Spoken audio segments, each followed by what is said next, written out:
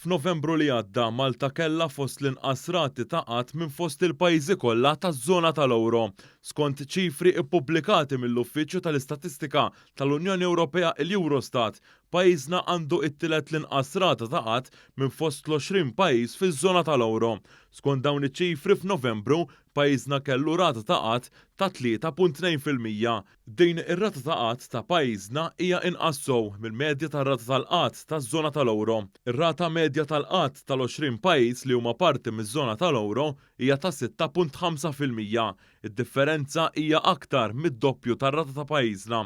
Minn din l-istatistika ħareġ ukoll ir-rata tal-qatt f'Malta hija fost l-inqas fiż-żona tal-Ewro, kemm fl-irġiel kif ukoll fin-nisa.